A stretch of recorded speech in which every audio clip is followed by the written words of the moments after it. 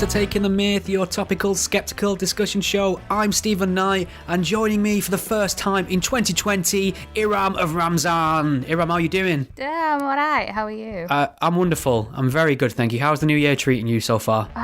It's good. It's good. I mean, although I've had to step down from my royal duties. I'll no longer be using the HRH title, and TTM listeners will no longer have to fund me anymore for that. Just thought I'd let you all know. Where's royal protocol on the curtsy? I'm never sure what you have to do there. Well, I usually get people to bow down before me, definitely, and kneel before Iram. Yeah. Yes. Yeah. Fair enough. What have we got? Notice board items. I wanted to talk about a little-known British comedian that made waves a couple of weeks ago. Name of Ricky Gervais. I don't know if you're familiar with this chap. It sounds vaguely familiar. Yeah, he made some documentary about an office once, and I think he does radio shows and other things like that. Anyway, he got the Golden Globes gig, hosted the Golden Globes. Did you see that? I did, yes. That was something, wasn't it? I didn't watch the whole event, no, but I did see the clip in question, yes, and it was absolutely hilarious. It's a work of art. Clearly, I mean, you could just see all the celebs there. You know, some of them really po-faced, and some of them just outraged. You know, it just amazes me really that you get this in Hollywood. That you'd think they'd know how to laugh at themselves and take a joke, but then when something like this happens and you see their reactions, you just see how incredibly sensitive they all are. Yeah, and I mean, Ricky's done this a few times now, and I kind of thought, I think the last time until the most recent time was 2016, and he really laid into the people there. It's just, he approached it like a roast. And it's not him just going up there just being a dick, you know. He's telling jokes. They're in the form of a joke. There's a setup, there's a punchline, and the target of the jokes are quite often the people in the room or the people associated with the room, and it is beautiful to see. And I think, in a way, he's spoiled award shows for me. I can't watch other award shows now with people doing really boring, lame routines or dance numbers or, you know, not saying anything of interest and just slapping each other on the back. I want Ricky Gervais in the room to roast everybody.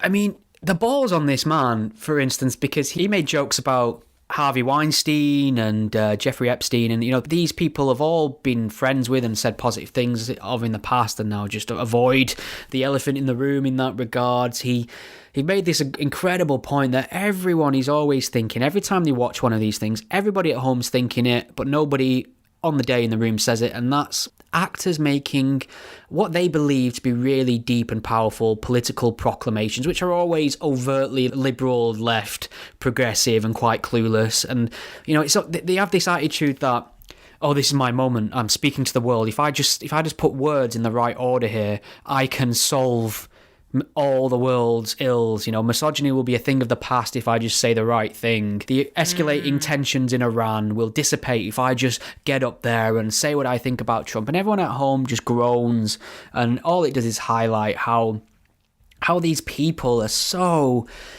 closed off to the real world.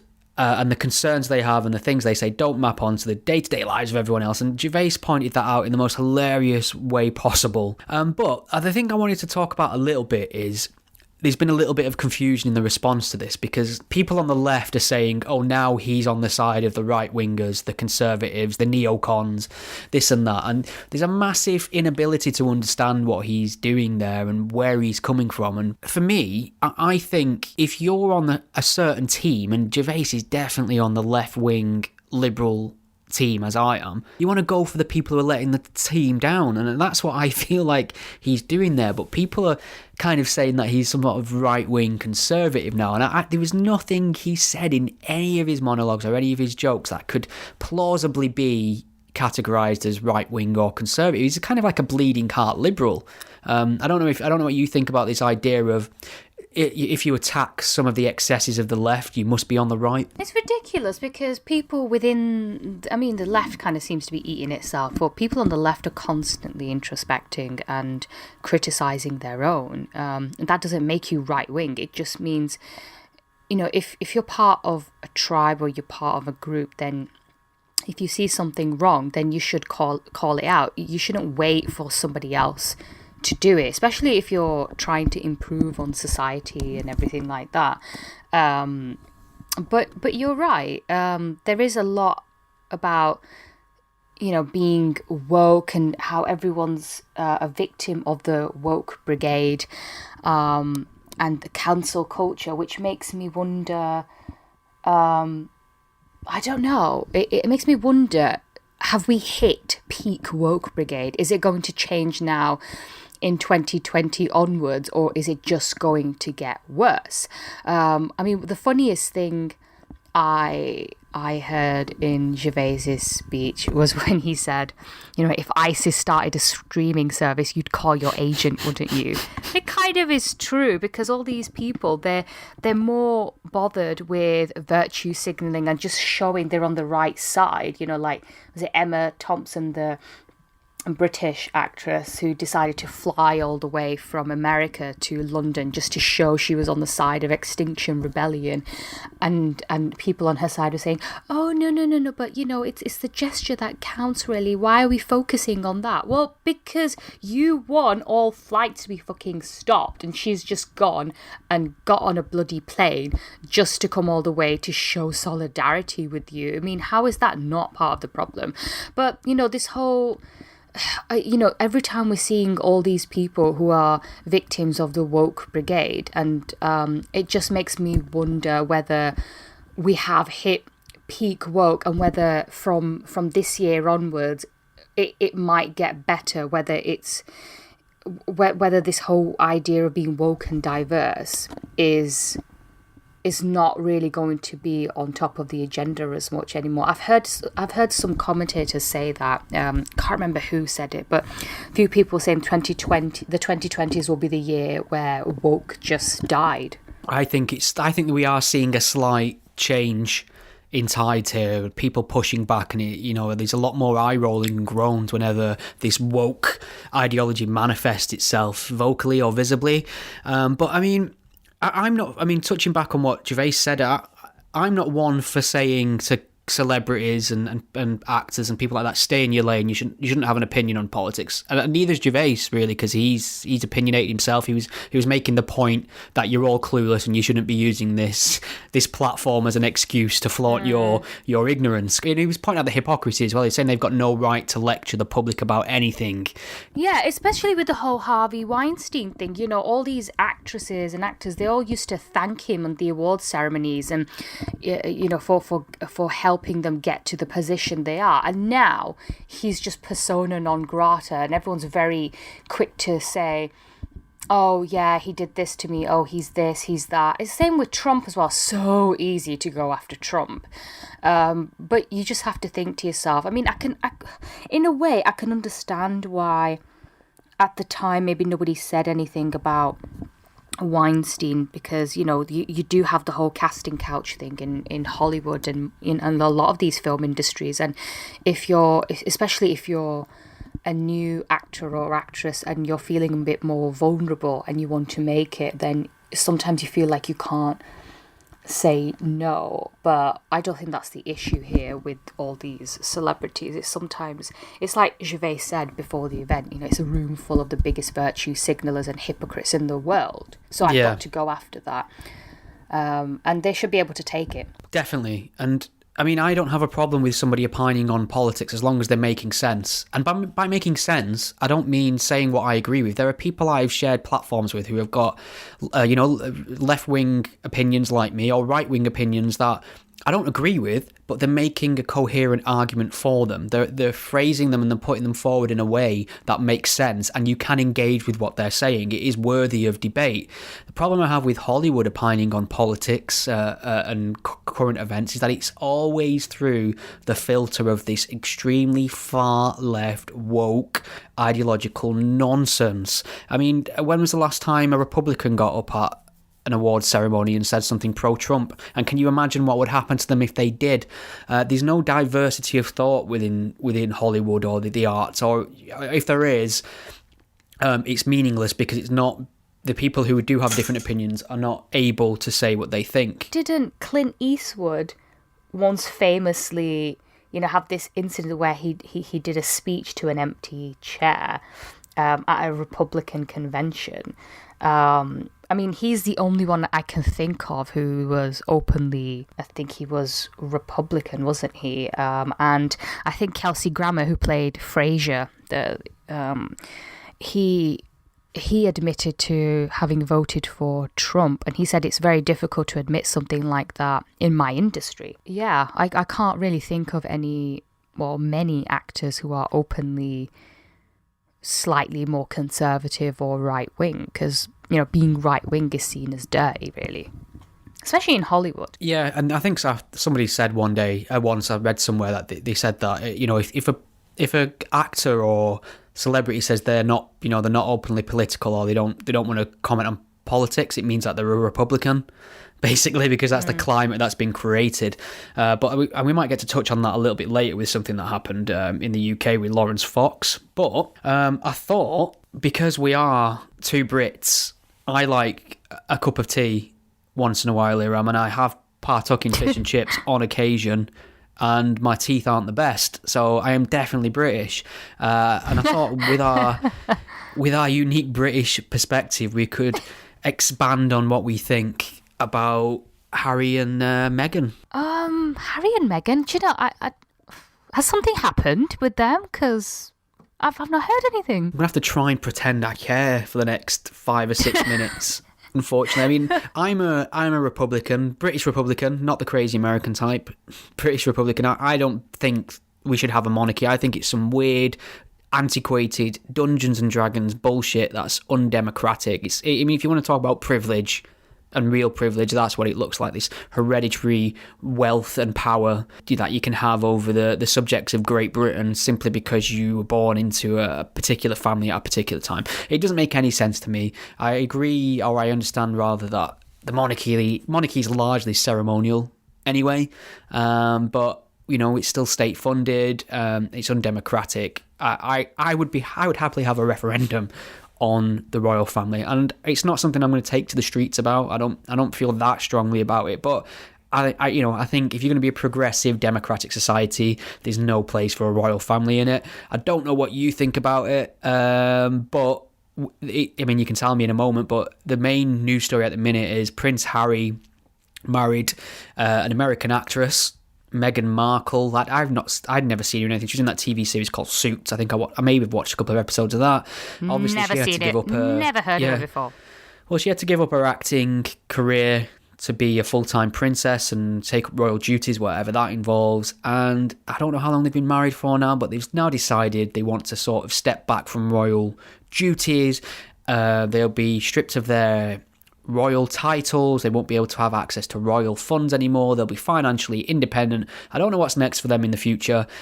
However, there has been wall-to-wall news coverage of it in the UK, akin to a terrorist attack. You'd think something that posed an imminent threat was happening, or there was a tornado or something. And this doesn't affect, as far as I can see, 99.9% of the British population in any way whatsoever, but the media's having a field day with it. What are your thoughts on this royal mess? Is couldn't give a fuck an option? Yes, yes it is. I don't give a fuck. I still have an opinion on it though, if that's not a contradiction. So yeah, basically, Harry and Meghan took a 6-week holiday in Canada, the land of the woke. Sorry to all our Canadian listeners. And when they came back a few weeks ago, they said they wanted to step back as senior members of the royal family and become financially independent while splitting their time between North America and the UK. And yeah, that just really, really caused a massive crisis. What I saw a few people were saying was that, normally it's the prince who saves the princess, but in this case, it was Meghan who turned out to be the princess who saved the prince. Yeah, so they claimed that they want a bit of more of a private life, and they had a go at the press and the media, of course.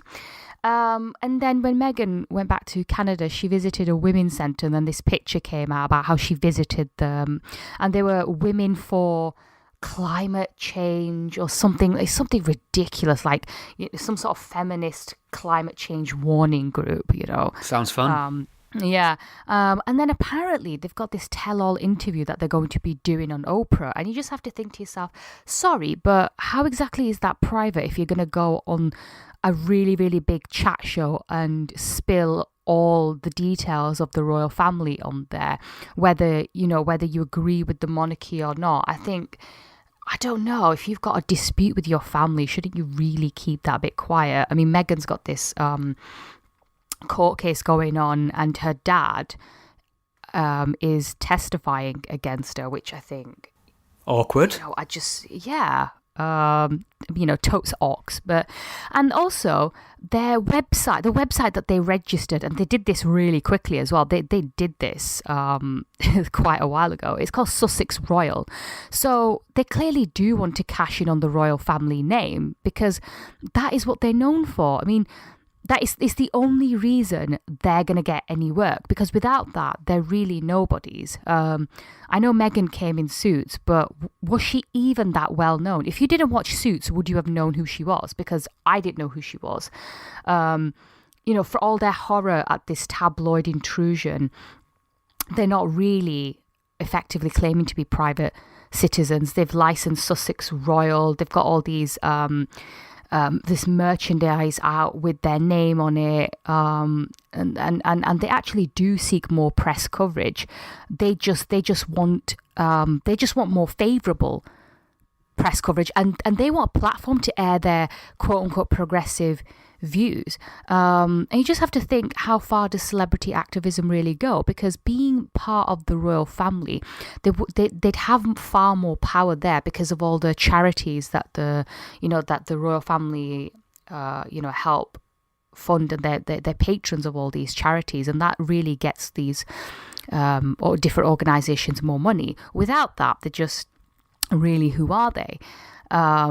But I think the problem was Meghan didn't realise she'd be limited in what she could do and what she could say. Because when she got engaged, she said she wanted to really use her voice for good. Whereas when Kate got with William, she just said she was going to learn the ropes and learn how to be a royal. For Meghan, it was the opposite. She wanted to see what she could get out of it. She could use this as a way to air her views. But that isn't what the royal family's about. It's, whether you like it or not, it's an institution, and nobody really cares about each individual person. You're a unit. And that's why Prince Charles got a lot of media criticism.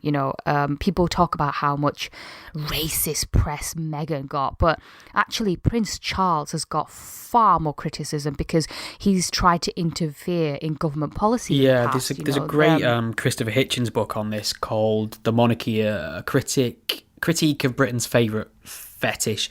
But I mean, let's concentrate on that racism thing for a moment, because that's what's taken centre stage. That's what all the news networks are focusing on. So the narrative has very quickly become that Meghan Markle's been chased out of the country basically due to the overt racism that exists within British society. And my knee-jerk reaction to that is bullshit. It's absolute bollocks. Did you see all the crowds that were gathered outside Windsor for their wedding? Yeah.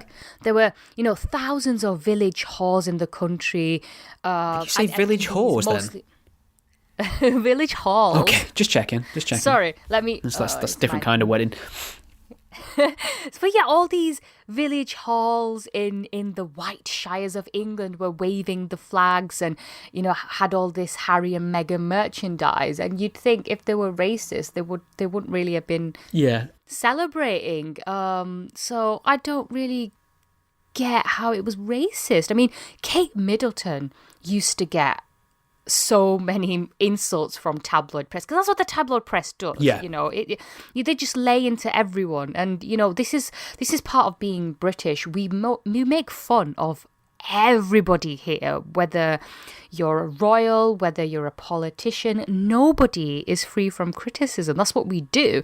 And Kate Middleton, she was called Weighty Katie, and when she got really bad morning sickness during her pregnancy. She was criticized for it. Everyone's saying, "Oh my God, what an absolute," like she was practically called a snowflake because, oh, why is it she can't handle morning sickness when every other woman in the country seems to be able to manage fine? So it's absolute bollocks. And Camilla, who's married to Charles, she used to get an absolute roasting from the press. She was really unpopular. She was referred to as a horse. That's how the British public knew her, because of what the Times said. So there's two things going on there. I mean, first of all, if you have a racist country and a racist society, someone who's mixed race doesn't get to marry into that royal family. That just does not happen, right? Secondly, I think tabloid journalism, if you can call it that, is garbage. When it goes for people the way it does, I think it is unfair. I think it's too far, but freedom of the press, I suppose, whatever, right? But this idea that because someone who's mixed race or a person of colour or not white gets the same treatment as everyone else in the tabloid, that we have to separate that and say, actually, no, that's racist. There's something going on here psychologically, because as you've just pointed out, Camilla got it in the neck, Kate Middleton got it in the neck, they've had a field day with Charles, Princess Diana, for God's sake, how much the press went for her before she died. Now, what the left is saying now is, actually, any of that happened or happens, if you do that in the direction of a person of colour, that is automatically racist. And what they're doing there, very slyly, is completely defining that person by their skin colour. They're doing something most of us aren't. They're saying, I mentioned this on the last podcast with Diane Abbott. As soon as anyone says anything about her, well, it must be her skin colour. And I'm going to say something a bit ignorant here. I didn't even know Meghan Markle was mixed race until people pointed out a while back that there had been some racist comments about her in a Daily Mail comments thread or something. Like, racist comments. It just hadn't registered for whatever reason, because she's mixed race, isn't she? She's not African American in a sense. Hasn't she got like a white parent? Yeah, her dad's white. Her mum is black. It just hadn't registered to me that she was of another ethnicity. I mean, I could tell she was mixed race when I saw her, to be honest. There was this article in the Mail when Harry first got with Meghan, and it was talking about the differences between them, because they do both come from very different backgrounds. She's not as privileged, and obviously he's been born with a silver spoon in his mouth, and the headline described her as almost straight out of Crompton, because she's from a part of LA that's not far from Compton. They took that as they were saying, oh, she's a bit ghetto because she's mixed race, right? Okay. Yeah, but they weren't being racist. In fact, it was actually more of a celebratory piece. Like, look at this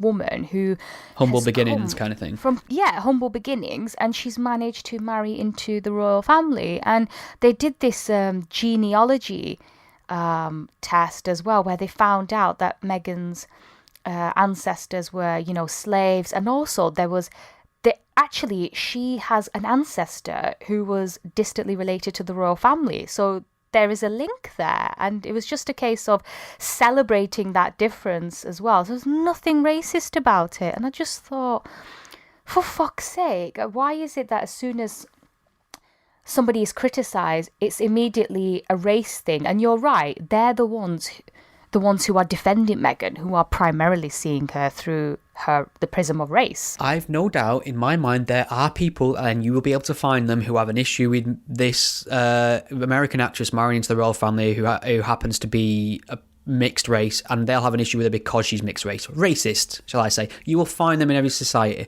To say that society's racist as a whole and she's been chased out because of racism is nonsense.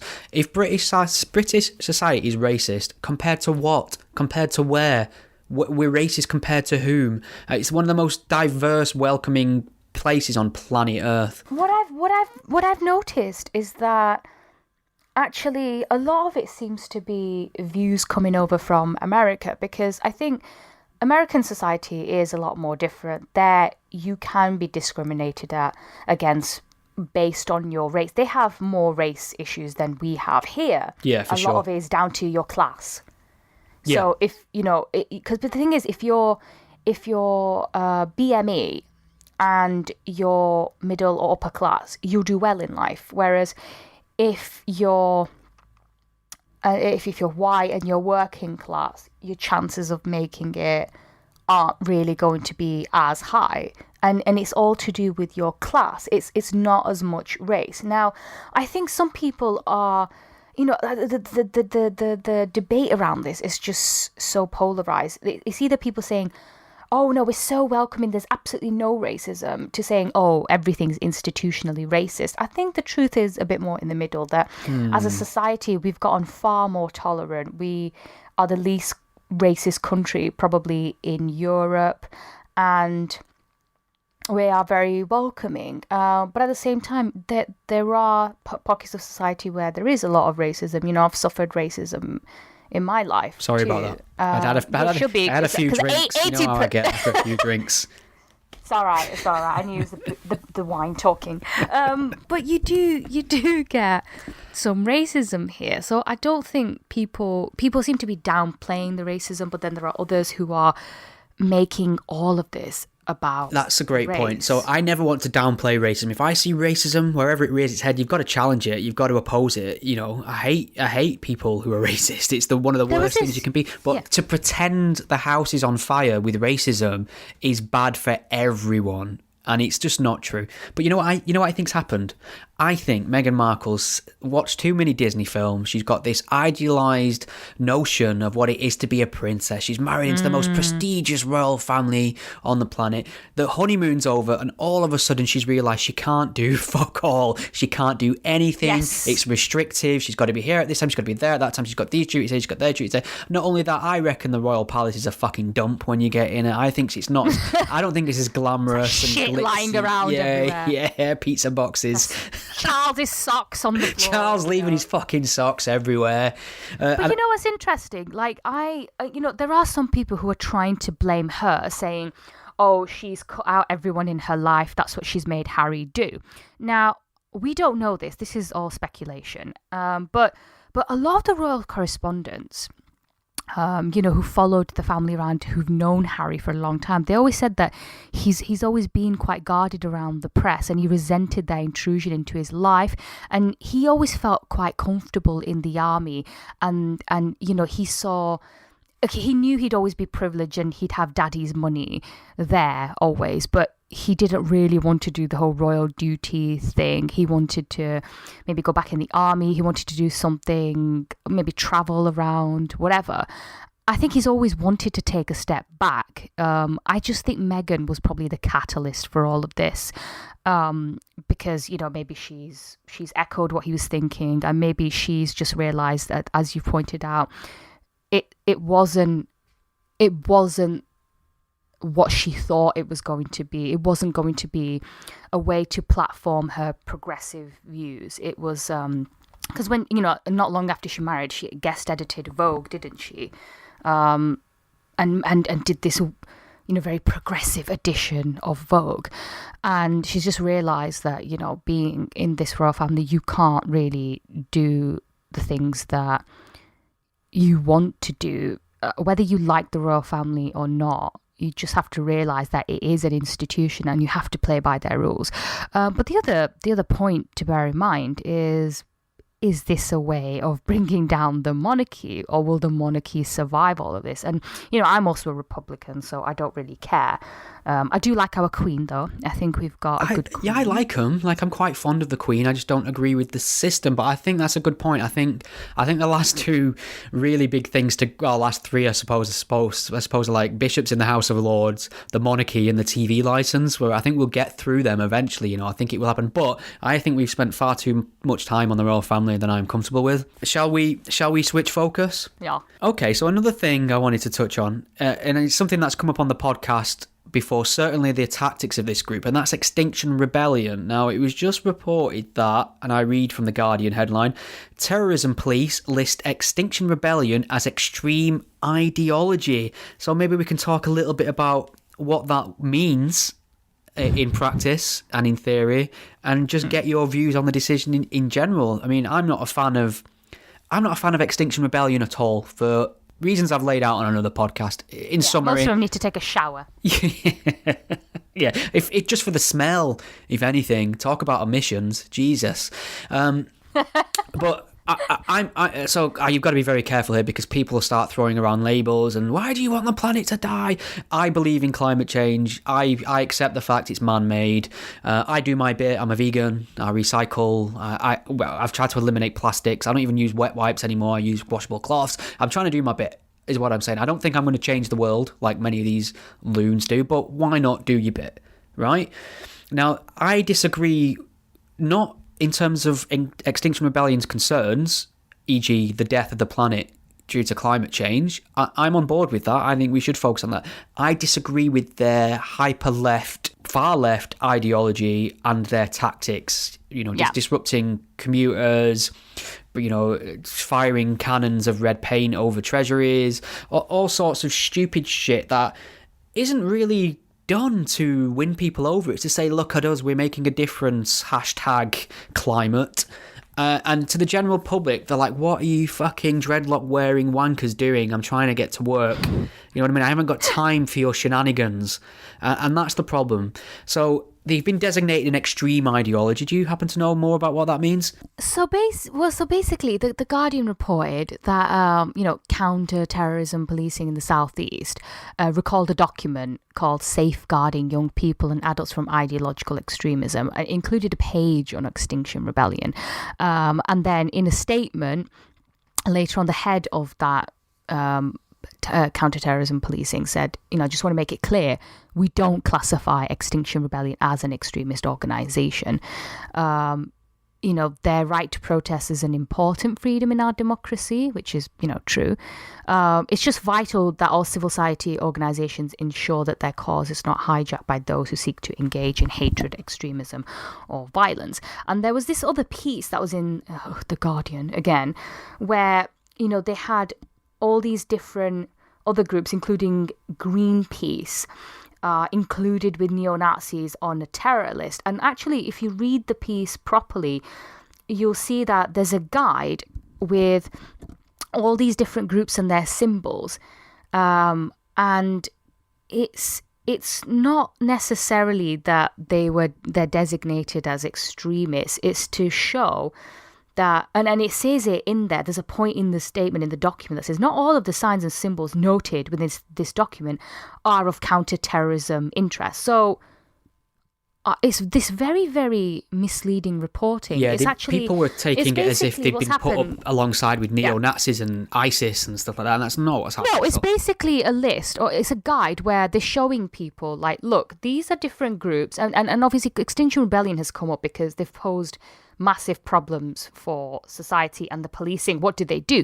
So they've probably, counter-terrorism, policing and prevent, they've all produced like documents to show, okay, look, these are the different groups that we have out there. Let's have a look at what it actually means. Are they terrorists? Now, I've seen loads of people from Prevent debunking this and saying that the Guardian reporting was very misleading, that they're not classed as extremists. Now, non-violent direct action is core to, XR's understanding of political change, and that involves criminal damage and other offences. It's not terrorism, obviously, but it does involve breaking the law and being arrested. Yeah. That's central to their ideology. And the problem that you have is XR's organisation is non-hierarchical. So it means that even if the majority oppose a form of action, they will proceed. Some people in the group will proceed. That happened with the whole Gatwick drone action as well.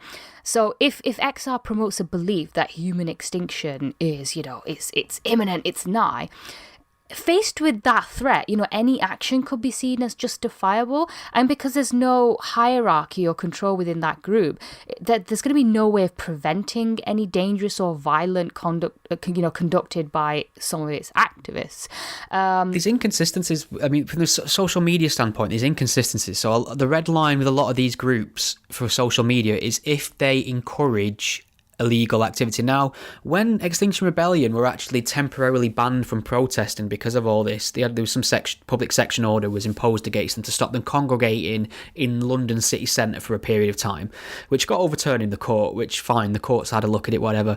But when they were banned from protesting, Greta Thunberg took to Instagram to say, well, if some laws are worth breaking for the cause. I'm only paraphrasing what she said here, but she encouraged the people of Extinction Rebellion to completely disregard the law. She was encouraging criminal activity, and there were no repercussions for that. I don't think social media platforms should be banning her for that anyway. But if it was a right winger doing this, or Tommy Robinson, for instance, he's already been out the door, but he'd be straight out the door. So they have to have a consistent rule, either no rules and let it just be a free-for-all and let us all sort it out, or you have to implement your rules consistently, and I don't see that happening with the far left. And the problem is, if a far-right group acts up, their targets are usually, they're evil. They target minorities, they target people who are non-white, they target gay people, they target Jews, They are overtly evil. They appear villains from the offset. Now, when the far left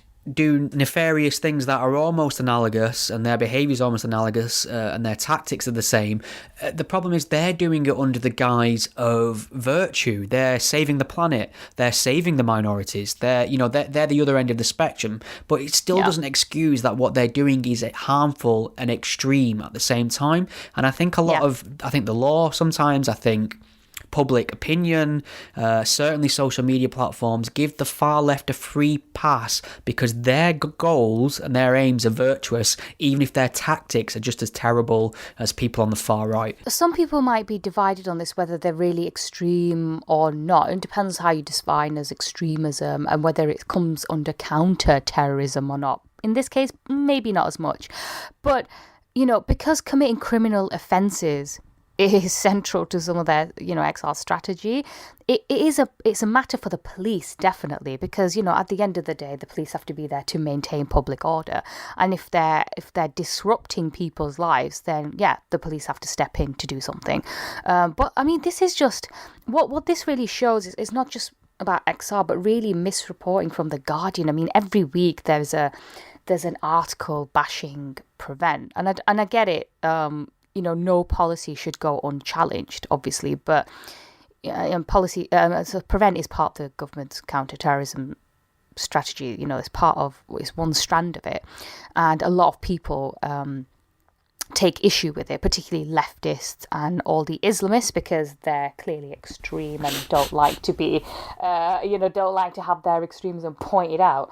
So, and each week The Guardian has to do this, an anti-Prevent article. It's like they have a quota or something on there, and they've picked up on something where they've seen a document and thought, Extinction Rebellion's on that list. Greenpeace is on that list. And it's only further down when you read the piece that you see actually it's in a training manual because people need more education about it, and people need to be aware of the nuances and what is deemed as extreme. And if you have people who are part of these different groups, then what does this mean? Does it mean that they're extreme? Does it not? And it's about sort of challenging some misconceptions and making sure that it's easier for people, if they think that somebody's part of an extreme group, what do they do about it? And if somebody's part of a group that isn't extreme, then how do you go about that? You just let them be. So it's the misreporting really that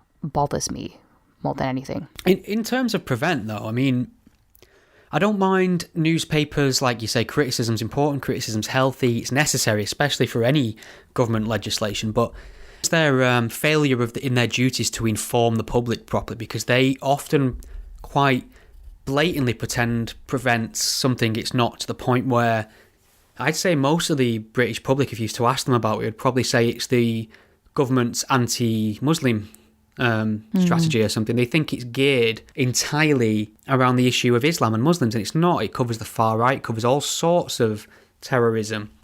And it's interesting because whenever these community leaders pop their head up, quote-unquote self-appointed Muslim community leaders, and attack Prevent, you kind of ask them, well, what would a sensible anti-extremism legislation look like? How would you craft something that deals with the modern day threat of extremist ideology and terrorism in 2020 Britain? Where would we look? Where would we start? What areas of concern can we identify? And they won't for a second concede that the number one threat to security in regards to terrorism and the number one threat to life in regards to terrorism in the UK, possibly globally right now, is that of an Islamic flavour. You will not get them to concede that at all. Islamic flavour, is that a new walk? Islamic flavour, that it sounds like a shit Ben and Jerry's done it. Fuck me. But we can't help but notice the number one terror threat globally is coming from Islam or Islamic ideologies, and to say that maybe we should be looking in places where that manifests itself in the UK would be a good start is somehow beyond the pale. We've got all the information, all the pieces are on the board in front of us, and we're not allowed to make the required moves. We've got to approach terrorism with our hands tied behind our back. So it's just a little bit worrying that there's not more people willing to work on it and actually have constructive criticism rather than just this mentality that we must burn it to the ground, we must destroy it, we can't have anything that's looking in places we don't want them to look. And I've waited this long into the podcast to bring to your attention the most important topic, and the whole world's waiting for an answer on this, Iram. And the ramifications of such a move are incalculable. And that's whether or not James Bond, should ever be played by a woman. I mean, James would be a weird name, wouldn't it? Sup, Jim? We're all gender neutral now, so why can't James be a woman's name? And now I can confirm that I will not be playing James Bond. I just thought I'd let you know. I could have been the first POC female James Bond, but our society is institutionally racist, so I got overlooked for that part. I don't see why James Bond has to be a woman. If we're really so bothered about having more female leads and strong female characters or female superheroes, why not just create one? Why do we have to turn a character into a woman? Just keep it as it is and just create a new character. James Bond unwittingly has become a bit of a litmus test in the realm of woke politics. So I don't know if you remember a while back, there was all that Idris Elba should play Bond. And I was like, I will watch Idris Elba play anything. I think he's a ridiculously talented actor. I think he's hot. So as well. But there is nothing in his catalogue or repertoire that makes you think James Bond. Do you know what I mean? They are saying Idris Elba should play James Bond solely because he's black. And they want to say, how progressive am I? I want James Bond to be black. And as a matter of fact, can I have your opinion on Idris Elba as James Bond? Don't you think he'd be great? And if you go, I'm not sure, racist. You are a racist. And I don't care enough about the Bond franchise. I don't care who plays him. But it's why are we using... This is the problem now. We're using entertainment, literature, movies, TV... as a battleground for this culture wars. There's nothing wrong with diversity at all, but it has to be organic. In that way, I mean, it can't be for the sake of it, because that's not character, that's not story, that's not narrative. Saying, Bond's a woman now, isn't that great? Well, no, it's not great. What's the character like? What's going on? What's the story? The people are substituting story, character, narrative for diversity. Yeah, I've never really been a massive James Bond fan. I preferred RoboCop. But even if whoever plays Bond, I wouldn't really be rushing to the cinema to watch it. But yeah, you're right. I just think if you want, what about Wonder Woman? There you had a movie based solely around a female lead there, and that was quite a popular film, if I'm not mistaken. Yeah, it was. I thought it was pants. I think the character's boring. Because it was a... No, but I think super... I like morally ambiguous vigilante superheroes.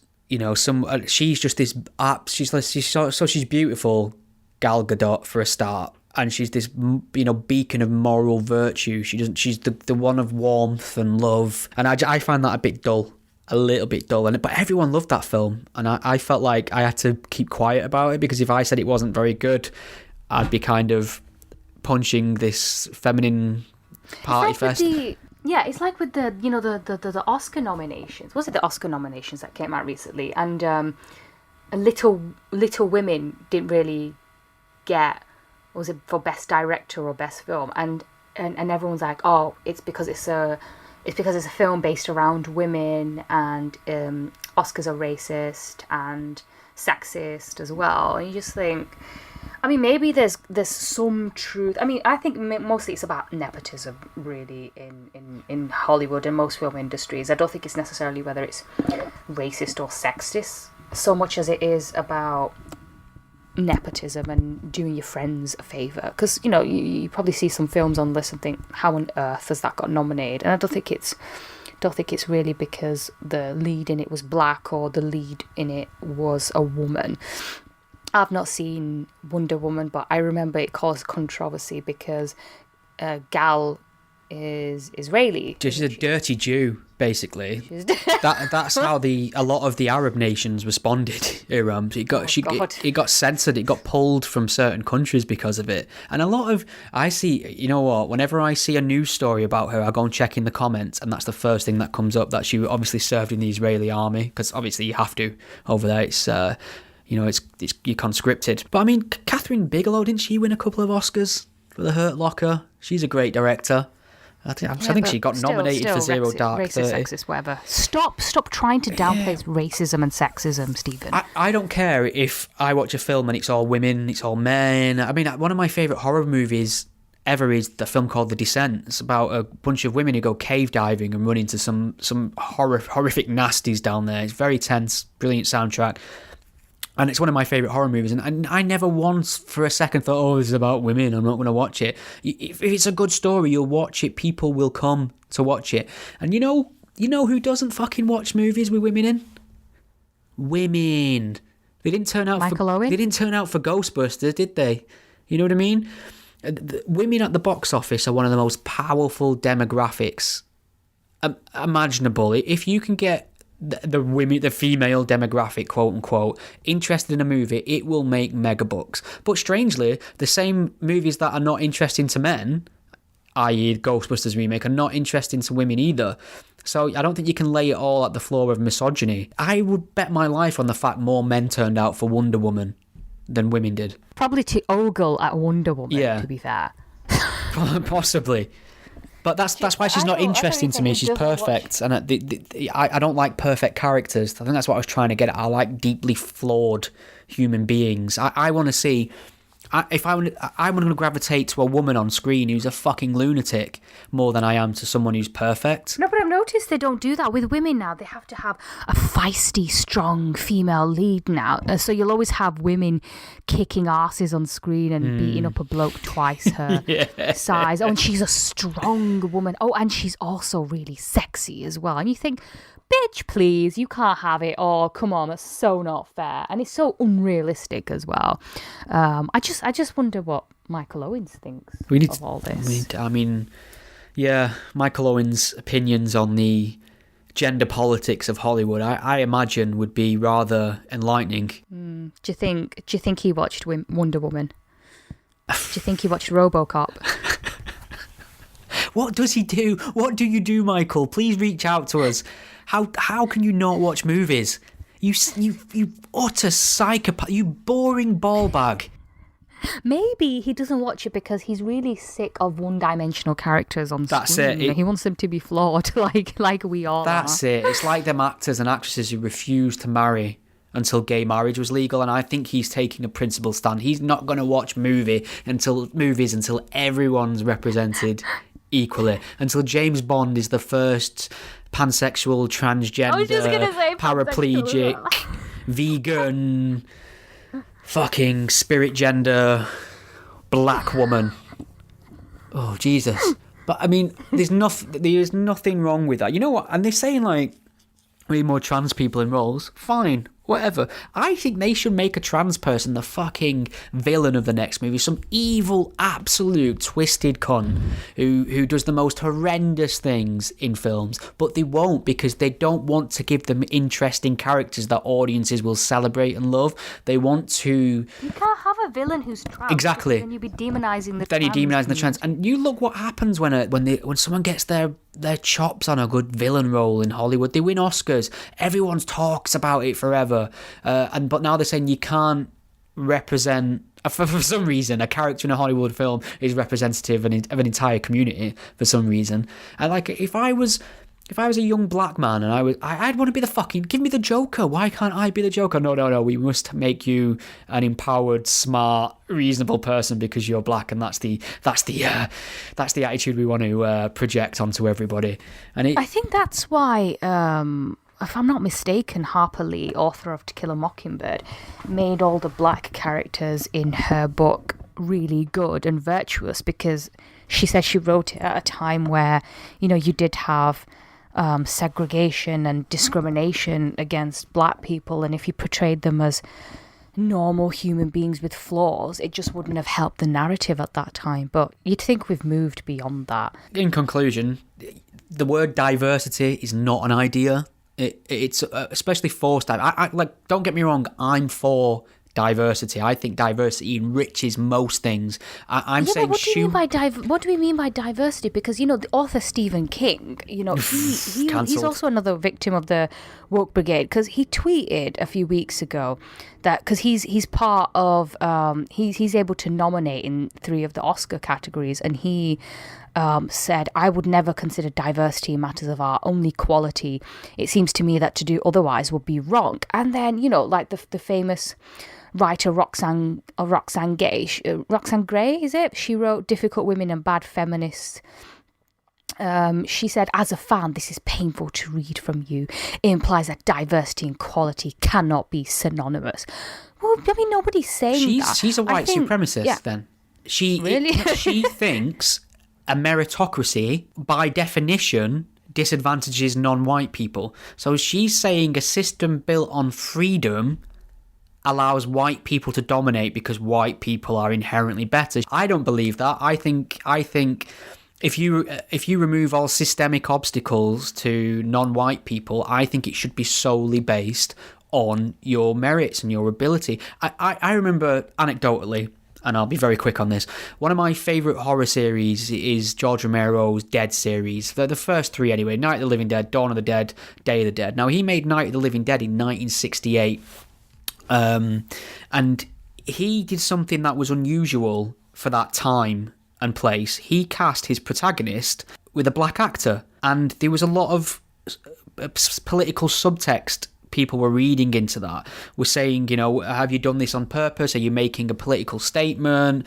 This and that. And when he was interviewed about it, he said, no, he said the actor was just too good not to cast into my film. He came in, he did an amazing job, and I had to cast him. The actor's called Dwayne Jones, and he is amazing in that film.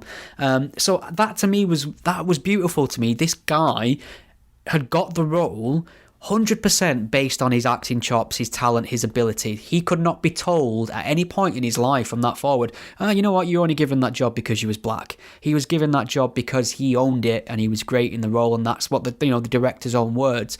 So I think that's how it should be all the time. And of course, if there are people who have got a no blacks, no Irish, no dogs sign on the door of the casting room, then people need taken to task. Sure, but I don't think Hollywood's like that. I think Hollywood's exploitative. I think Hollywood would suck you up and spit you out if you had talent and take you for everything you've got, regardless of whether you're black, white, etc. And last thing I'm going to say, I think someone did a breakdown of this a while back in terms of Oscar nominations, and I think it pretty much tallied onto the statistical demographics within America of how many black people there are, how many white people there are. I think it was actually fairly on point in terms of representation. So I don't know what your thoughts are. I just think, I get the whole diversity thing, but it just depends on what you mean by diversity. I don't like the idea. Fewer white people. Okay, then I like it. That's what it means, let's be honest. Then I'm on board. Too many white people. I think I think diversity for the sake of it. I don't like this idea of, we're missing a black person. Let's just put a black person in this role for the sake of it. I think that's incredibly patronising and insulting. And then Stephen King, once he got some of that backlash, because I remember you quote retweeted him and he said, "Uh-oh," and then I thought, yeah, you're right, because not long after he tweeted that, he just got piled on, and then he sort of doubled down and then said, the most important thing we can do as artists is to make sure everyone has the same fair shot, regardless of sex, colour or orientation. Perfect. Right now, such people are badly underrepresented. And I just think, I know what he was trying to say in the original tweet, that you judge people solely on their talent. And I think this is why some people were suggesting, in terms of employment, to have name-blind CVs to send to recruiters so that you can't say that you've been discriminated against purely because you've got a foreign-sounding name. Because they've done some experiments before where they've shown that somebody with like a Muslim-sounding name has got fewer callbacks than, say, a white person, a white name with, and the CV was identical. So I get that, but you're right. I think talent should win out ultimately, and I understand that there are some barriers at the top there, especially if people are going to give roles to somebody purely based on maybe their looks or because they're friends with the right people. But I just think, why is it that we can't debate somebody properly rather than just immediately piling on them? It's just a sad indictment of our society now that we just can't have proper debates. It is mostly white liberal far leftists that are doing this, because when you actually poll black people on whether or not people should have advantages or be treated differently or automatically enrolled in something because of their skin colour, they will almost unilaterally say, no, that's unfair, as most sensible people will. And it goes back to what we were saying about at the beginning about whether or not this tide on woke culture was turning, and I think there is a little bit of that, and I think people are starting to slowly notice that when you offer up your mainstream political vanilla opinion, i.e. Stephen King, people should be rewarded based on their abilities and merits only, and not on the colour of their skin. I think Martin Luther King said something similar.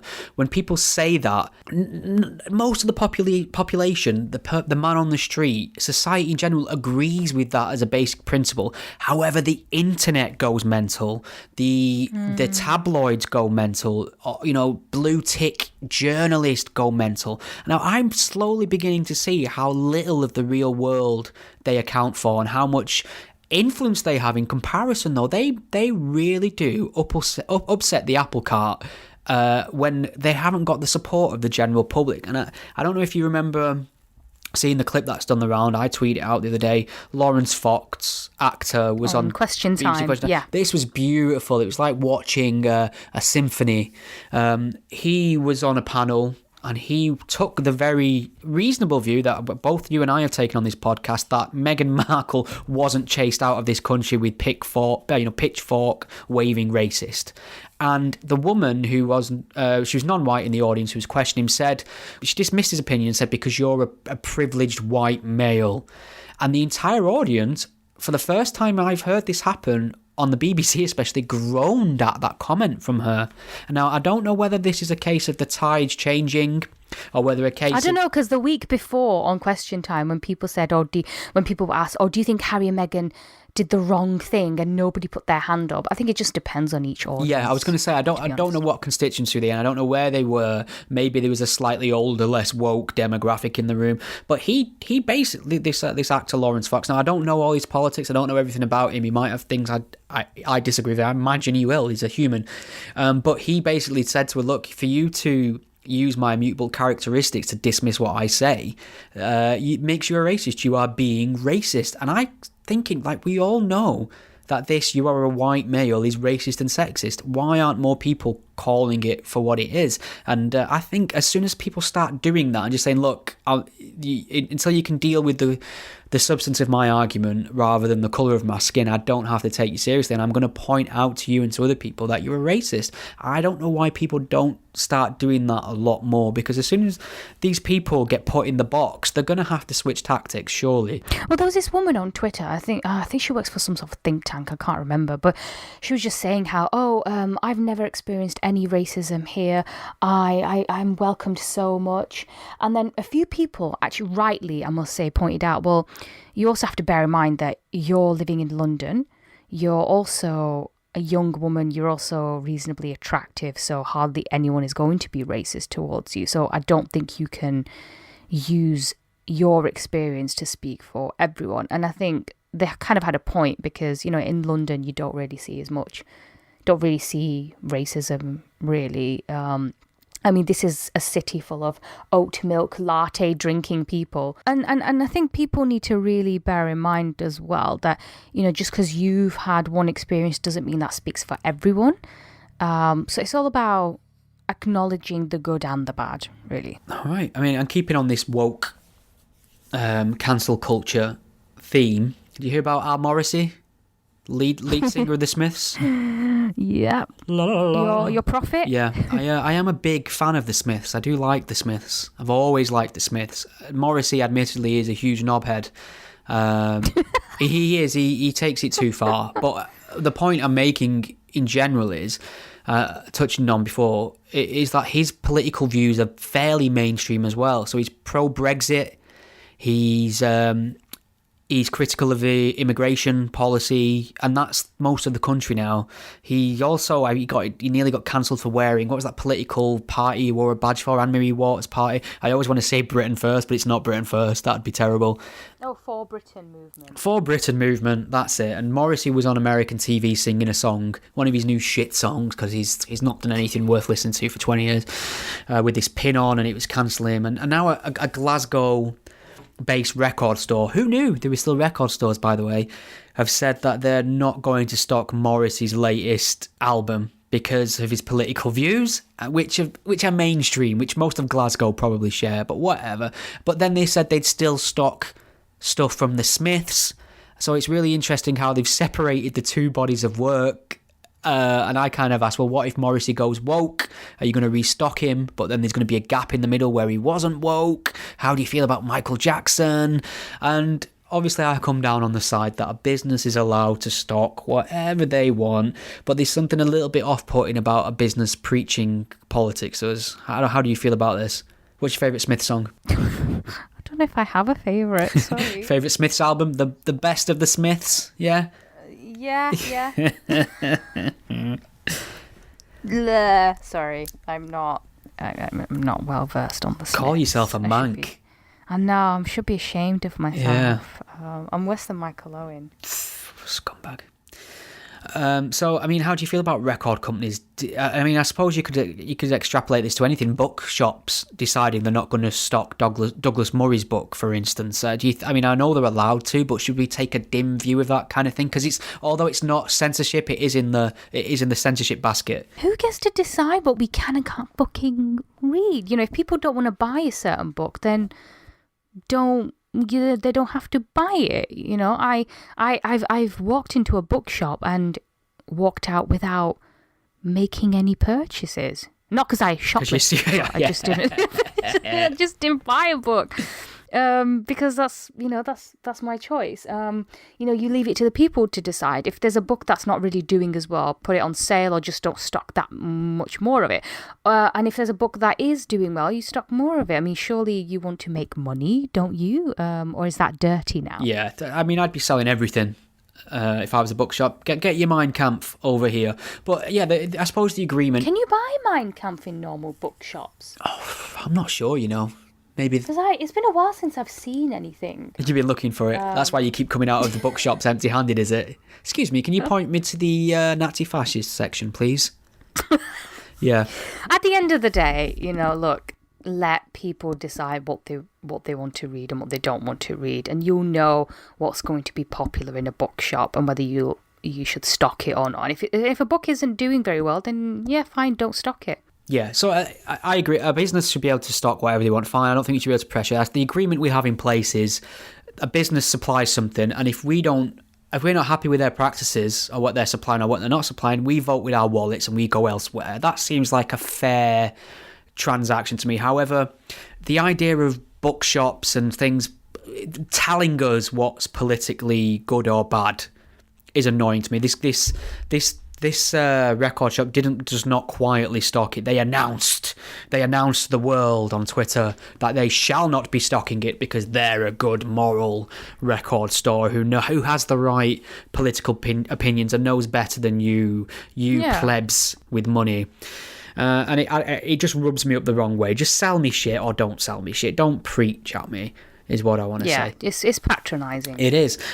So earlier this week, a damning inquiry revealed that there was a gang in South Manchester which targeted vulnerable children, quote unquote, in plain sight of police and social workers who then fail to protect kids from the abuse. So in this report, they're saying there are at least 57 young girls who were exploited by a network of 100 men, and they're mostly of, Pakistani background as well. These girls were hooked on drugs, sexually groomed and then raped and left emotionally broken. And the report was commissioned by Greater Manchester Mayor Andy Burnham because of there was a police investigation, Operation Augusta, which was set up to see if there was a wider problem of child sexual exploitation in South Manchester. Because, this is the first time we've heard of all these grooming gangs. We've heard about it in Rotherham, we've heard about it in Rochdale, Oxford, Telford, pretty much everywhere in the country. Everywhere now. where there is land in the UK. Nothing reported at sea yet, but I wouldn't be surprised. So basically, at the heart of this report was, is the death of a 15-year-old girl called Victoria Agoglia, who died in 2003, and a 50-year-old man was found to have been forcibly injecting her with heroin. He was later cleared of manslaughter and then jailed just for 3.5 years. And 6 months before her death, he took her to the home of one of his relatives. And, she later reported that she'd been raped. But despite a medical examination, her abuse was allowed to continue. And, she was telling social services that she was using heroin. And bear in mind, this is a 15-year-old girl as well. And the report found that she was failed at every single level. And this police investigation that was set up after her, it found that there was a network of mainly Pakistani men who were abusing young girls, but the operation was shut down shortly afterwards due to resource problems. And barely any charges were made against these men, and 8 of them later went on to commit really serious sexual crimes. And this all came out basically because there was a 15-year campaign by a former Greater Manchester Police detective, Maggie Oliver. She knew the family, she worked on the Operation Augusta, and she wanted there to be a full police investigation. And it found that there were girls who were aged between 11 and 17 linked to one of the men who'd abused Victoria. They were being taken out of their care homes to be made to have sex with older men. And, these girls, they were telling police officers and social services that they were offered money for sex, and they were going to these quote-unquote sex parties of all these Asian men. And Victoria, not Victoria, but one of them, she apparently begged her carers to move her from Manchester because she was too involved with these men, making her do things she didn't want to do. And a social worker who was interviewed for this review, she seemed to be blaming the children for this, saying, it could have overwhelmed child protection. There had to be a degree of pragmatism. The children had to manage their own behaviour. And you just think to yourself, I'm sorry, but these are young girls. they're children. They don't know any better. Children can't give consent, and you're saying that these children need to be more responsible for their actions. But once again, it just highlights a problem that we know has been going on in this country for many, many, many years, and that is of these gangs of, unfortunately, mostly Pakistani background, who are exploiting young white girls. I mean, it has to be said that there were some girls who weren't white at all, but there seems to be a racial element in this. It's horrendous. I've noticed the appetite to talk about it has gone. People are not wanting to acknowledge. I mean, look at the scale of, child rape of young girls. And the country should be screaming about it. But you throw in the Pakistani Muslim aspect and people go stum. I saw, I don't know if you saw after the general election, the North Manchester area of Rochdale and Middleton was under Labour MP Liz McInnes, and she got ousted, and it's now a Tory seat. And I was reading some of the reactions in some of the comment threads, and somebody tried to explain it by saying, well, Haywood and Rochdale, which was the centre of one of the largest grooming gang scandals. Yeah. Somebody phrased it like this. They said, well, Haywood and Rochdale has got far more racist since the takeaway incident. And I thought, the fucking takeaway incident, mass child rape has been boiled down into polite discussion as the takeaway incident. And I felt like saying it's that kind of talk that you're engaging in now, that unwillingness to acknowledge the problem, is precisely why places like that are voted against Labour. But there just seems to be no appetite to talk about it, and then the debates become whether or not it's racist to talk about it, and I've lost all hope on this, and the only people, the victims of it are the victims of it. They're the people that are going to suffer most by the adult population's inability to talk about this problem honestly. I think, you do get a lot of people who wish to, try and come up with a very simplistic answer for why this is happening, and some people are suggesting it's all to do with race, it's all to do with religion, and you can't discount those factors, definitely not. But I think the problem of it is that some of these girls, because they came from a very broken background, they came from a lower class background as well, they were just seen as a nuisance as well. And who gives a shit if some white working class girl who lives in a care home is being picked up by a 20-year-old Asian man, and they were referred to as their boyfriends as well, and you just think, yeah, I'm sorry, what are you fucking There's a bit of me? Stockholm syndrome about some of it as well, but I mean the main defining point is these girls were underage. They cannot legally consent in any way. I mean some people wish to make it all about race, and some people wish to disregard it, but there is an element of that, because I remember there's on Twitter, one of them, there's an account, I think she's anonymous, and she claims to be a victim of the Rotherham grooming gangs, and she was just saying how when she was being raped and attacked by these men, that they would use her race and religion against her while they were doing it. That's even come out in some court transcripts that they've been referred to as white sluts and things like that. And I mean, I'm not saying that these men treat their own women better, because if you see the way some Pakistani girls are treated by their own families, they're constantly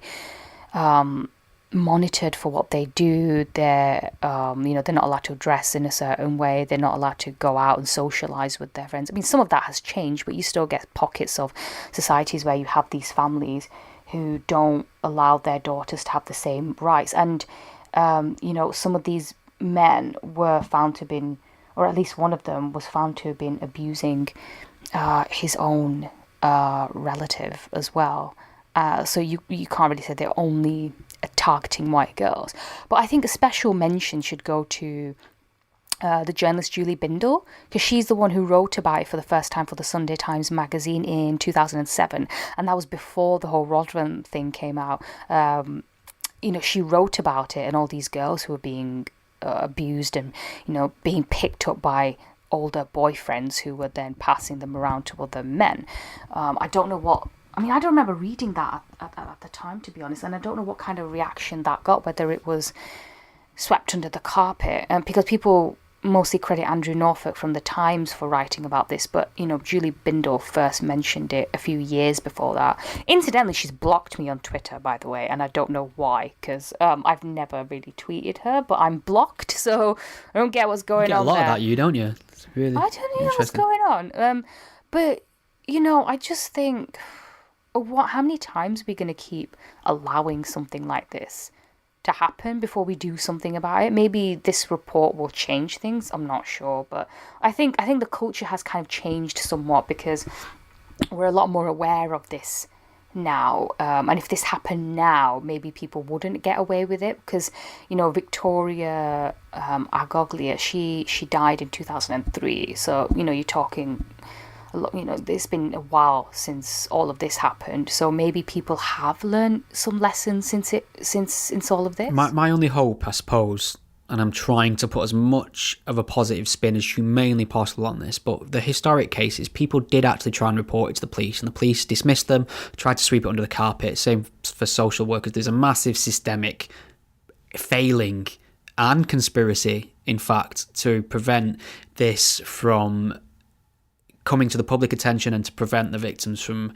attaining justice. My only hope now is because the cat's out of the bag and we're finally getting to hear about the extent of the problem, when somebody does go to the authorities to make a complaint, the authorities will be so scared of not taking it seriously, they will follow it through as much as possible because they'll be too scared of another report coming out one day which highlights their malpractice or their inability to do their jobs properly or their duty to take it seriously. That's my hope now, that these accusations, when they come into a police station or to a social worker, will carry so much weight now because of what we know that it'd be almost suicide for that person to not take it as seriously as possible and take it as far as they can.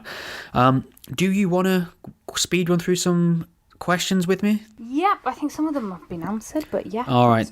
I'm going to turn my attention to Facebook to start with. So, Rob Opie's asked, I'd love to hear your take on Laurence Fox's question time controversy. Rob, rewind, my friend. We've got there. Yeah, Rob, get with it, Rob. Christ. Alistair Newell, thoughts on Lilly Allen having the brass neck to tell Laurence Fox to stick to acting? Oh, that's delicious. You can't laugh at Lilly Allen. I mean, she should just stick to sing. Oh. Never. Can she sing? Right. Lilly Allen banging on about privilege. She came from a very privileged background, rich parents. I mean, she's what's known in the industry as a mockney. Someone who puts on this fake London accent, talks and sings like this, but occasionally it slips and you can tell she's well educated and well spoken. It comes and goes, but I'll never forgive Lilly Allen for. I mean, this is perfectly ties into the question.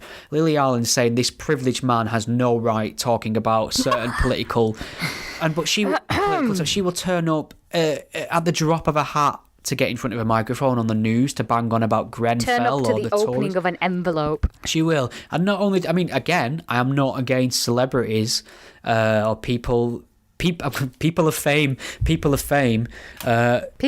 sharing their opinions on TV, just so long as they're making sense. And again, not making sense in the sense of I have to agree with them, but actually being objective and trying to inform. She stood in front of television news crews on Channel 4 and told the world there was a mass media conspiracy and police conspiracy at Grenfell to hide the death toll of people from the general public. This is while bodies were still burning in the building behind her. Oh, I remember we touched upon this a few TTMs ago. And she was completely. She said she was just wrong. She was throwing numbers out there of like 150 plus, and not only were we, the only reason they were not being told the truth is because the majority of people were ethnic minorities and they weren't worth our attention. That was her whole narrative, and it turns out the number wasn't near 150. I think it's like 70 in the end, which is 70 too many, of course. But this catastrophizing and scaring and demagoguery is not reasonable or valuable political commentary. So Lilly Allen, I mean, we're taking bets on the last show. She's flounced from Twitter. I said she'll be back in February. I still stand by that. I've still got a month or so to go before I'm wrong. Is she still off Twitter? She's still off Twitter, but she's sharing her opinion on other platforms. So she still wants to be heard. And I think the not having Twitter will really play on her quite a lot, and she'll be back. She'll be back. She'll be back.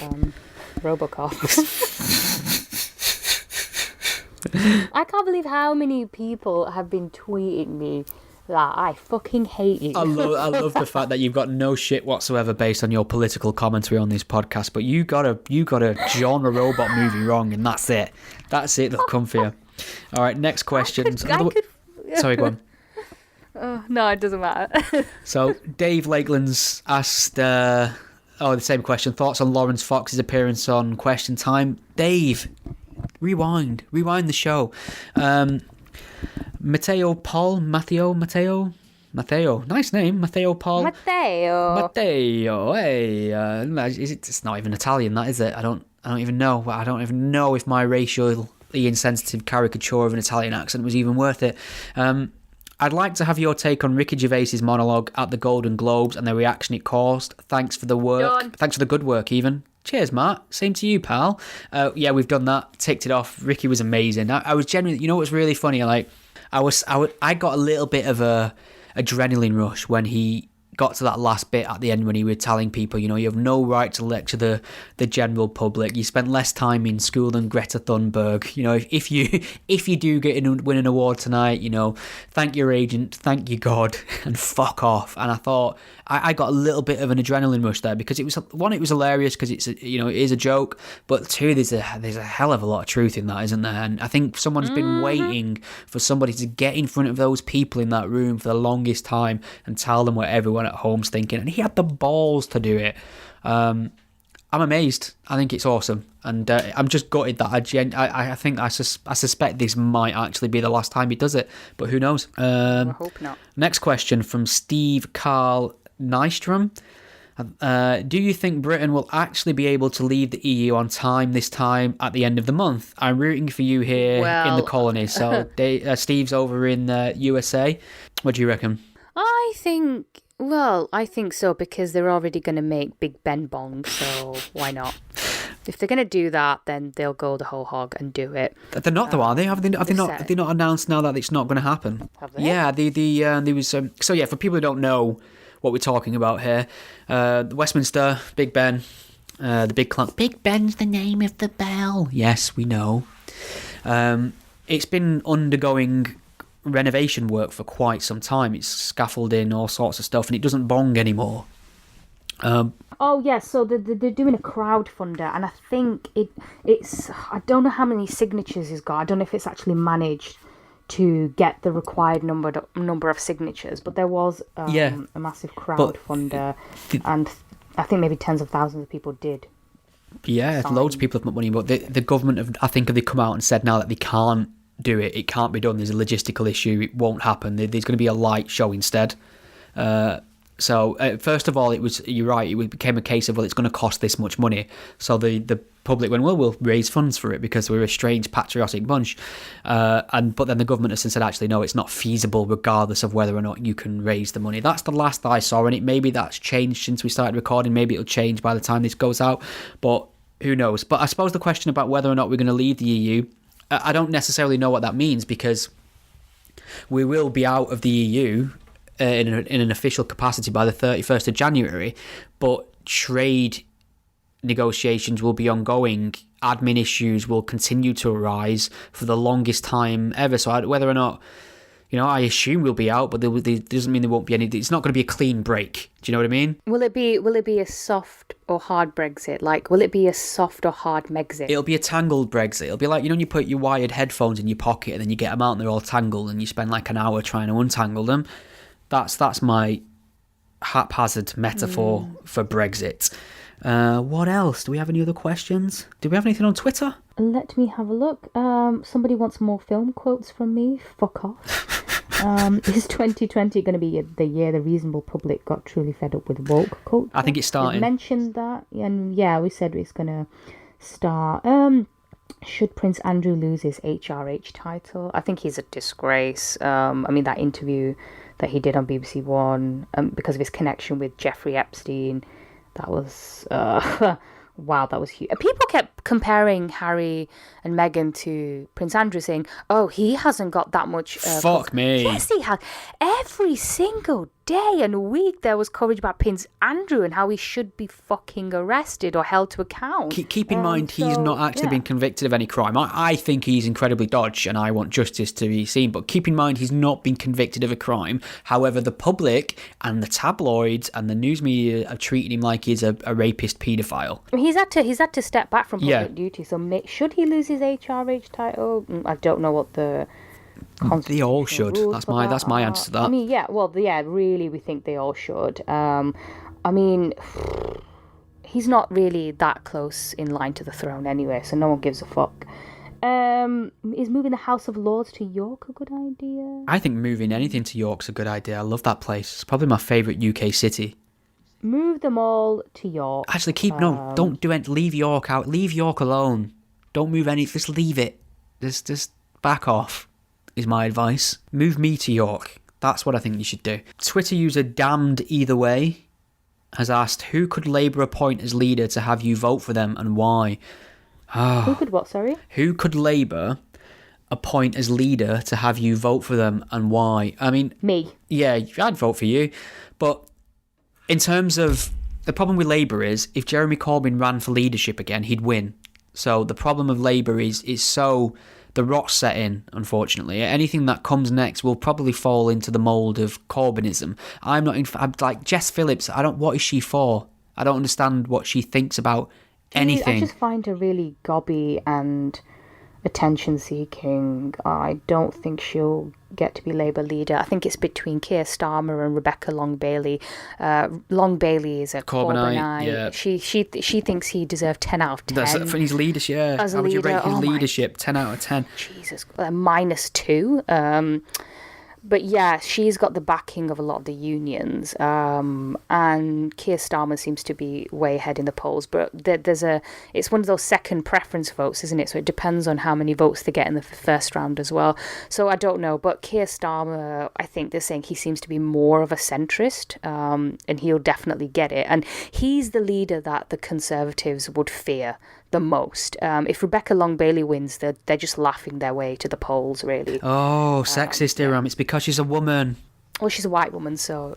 No, fuck her. Yeah, no, fine, yeah, lay into her. She's got white privilege, That's dropped down the intersectional scale, hasn't it, who was it? Lisa Nandy seemed okay, I guess. I mean, I don't think any of them are that inspiring, but I think Lisa Nandy spoke a bit more sense. And she's also from Wigan. Well, Wigan's a bit... If they appoint someone who can reinvigorate that party and eliminate the identity politics, the obsession with woke politics and far-left socialism, and give us a more central left-leaning party that cares about principles, the working class in a way that it used to claim, and is focused on creating jobs, improving the economy, securing our borders, protecting us from terrorists, etc., etc. They get my vote at the next general election. I just don't see that happening, to be honest. I hope it does, but I can't see it happening. Yeah, me neither. All right, I think we've nailed it again. Is there anything else you wanted to get in? No, I think we've got everything there. We Robocop 2'd the shit out of that, didn't we? I'm hoping after this TTM, nobody is going to quote Robocop to me anymore. I beg of you people, please. Not a chance. So, if you've made it to the end of this podcast and sat through all our rambling and opinionated hot takes, what can the hashtag be? RoboRam. Hashtag RoboRam. No. Please, and just, you don't even have to include me if you don't want to. You don't have to take up my time. Just send it to Iram, and she'll be happy to hear from you. Thank you very much for listening. Bye, everybody. You absolute thunder cunt. Thank you for listening to the Godless Spellchecker podcast. The podcast is a one-man operation produced in my spare time away from my day job, and I love making it for you. If you enjoy what you hear, please consider lending some support. The show is entirely listener supported. I don't sell anything, I don't run ads, and given the alternative and unpopular focus of my content, it's very unlikely to find a sponsor. So there are a number of ways you can support and chip in and help improve the show and give me more time to produce more content. You can become a patron supporter and pledge a monetary amount per month or per episode by visiting patreon.com/gspellchecker. If you can't lend monetary support right now, don't worry, there's other ways you can help the podcast too. You can share it on your various social media networks, or take a moment to leave a review wherever you listen to it. Your support is massively appreciated. Thank you. Think we've all learned something here today?